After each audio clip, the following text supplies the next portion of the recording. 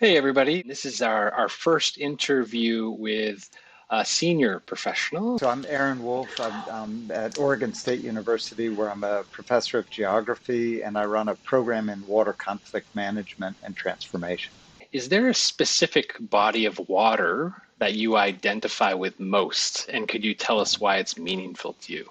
Yeah, I think the Jordan. I mean, I'm rooted to the area historically and religiously. It's got wonderful history, and it's been the site of some both real tensions and also first implicit and then explicit ways of connecting across even very hostile borders. And so, for all those reasons, it's a very special water body. How did you get into water in the first place? In the early 1980s, I took my first I think it was called a water science and policy class as an undergrad at San Francisco State. Nancy Wilkinson was a professor.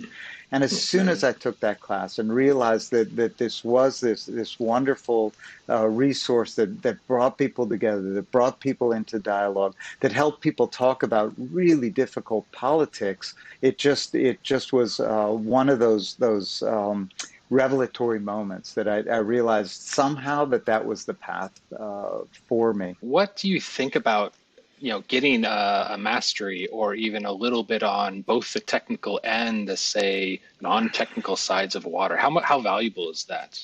My experience is you need both. You really need to understand physically what's going on to be able to understand where are the uncertainties in the model, where are the possible technical solutions that can be brought to bear. But you also have to know about people. How do people express themselves in a way that they open themselves to connecting at the values level, or being able to listen really, really deeply for places that they might connect. What's the best job advice that you ever received?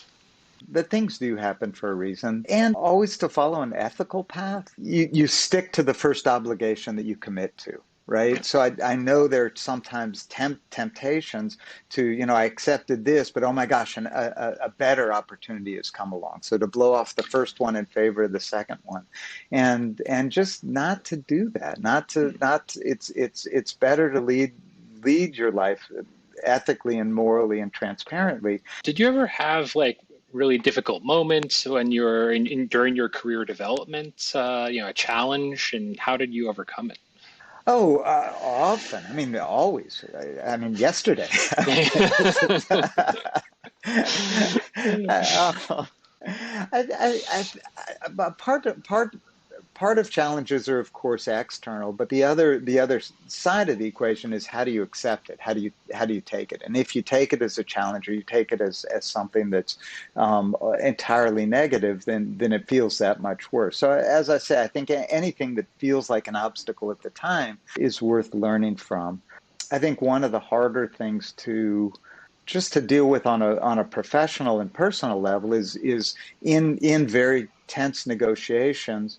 When you're facilitating, sometimes one of the strategies is to turn on the facilitator in a personal way, and that's tough. What I've been grateful for is my career is so diffuse and diverse. So if I teach a bad class, maybe I get the article accepted. If the article's rejected, maybe I have a wonderful conversation with somebody in the field. At this point in your career, what are your hopes for the water community? What would you like to see Mm. this community accomplish?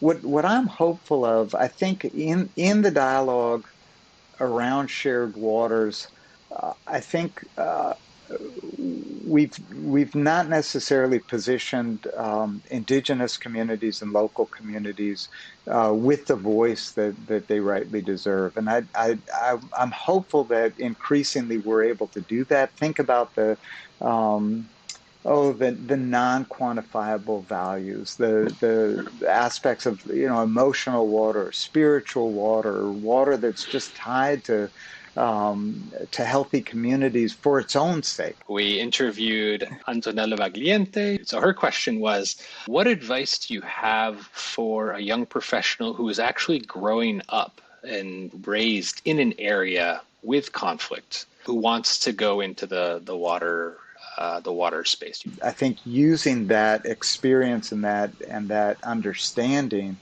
to be able to motivate one to really help us move to a more peaceful, a more equitable, a more just water community, and by extension, a more just world.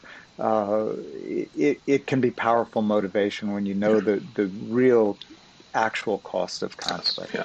Do you have a question for our next young professional? I remember when I was starting, the biggest challenge was the internal dialogue between the actual path my heart was telling me I wanted to go on versus what my head was saying I needed to accomplish. Do you have this internal dialogue between your heart and your mind?